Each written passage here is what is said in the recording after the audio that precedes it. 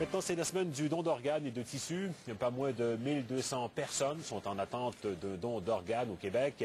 Alexandra Duval, vous avez rencontré une de ces personnes, à tout le moins.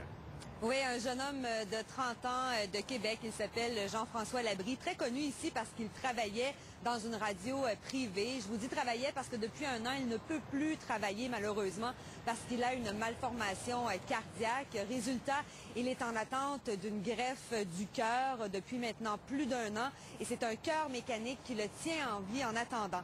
Alors j'ai rencontré Jean-François, également son cardiologue, qui vont nous parler de l'attente que Jean-François doit vivre. Est-ce que vous avez une idée quand est-ce que ce sera votre tour? En fait, je suis dans les plus prioritaires, mais ça dépend toujours, c'est variable. Une liste d'attente pour un don d'organes, ça peut varier à tous les jours. Il peut y arriver quelqu'un avec une crise cardiaque aujourd'hui qui est dans un état encore plus grave que le mien, donc on doit l'opérer d'urgence et il va passer en avant de moi. On vit dans l'espoir, mais faut pas s'arrêter à ça. Si on s'arrête à tous les jours à penser, est-ce que ça va être ce soir qu'ils vont m'appeler, ça va-tu être aujourd'hui, quand est-ce qu'ils vont m'appeler, ça devient plus noir, ça devient plus sombre, puis on passe à côté de petits moments dans la vie qu'on pourrait profiter. Est-ce qu'il va attendre longtemps, Jean-François? Oui, parce que il y a quand même un bon gabarit.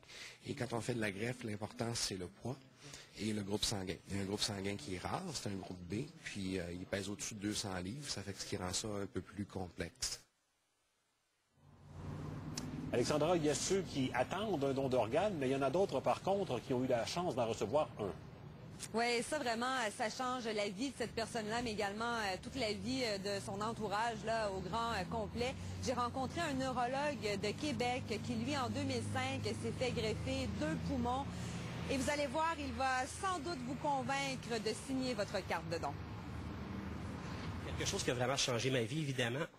On mentionne souvent que le don d'organes peut sauver 8 personnes. Moi, ça m'a sauvé. Et je pense que ça l'a sauvé aussi, ou du moins ça l'a modifié la vie de beaucoup de gens. Mes 2 enfants, ma conjointe à l'époque, mes amis, je pense que c'est quelque chose qu'on n'est peut-être pas conscient, ça sauve la vie de quelqu'un, mais ça modifie la vie de beaucoup de gens. Ma petite fille qui serait pas née si j'avais pas eu ma greffe.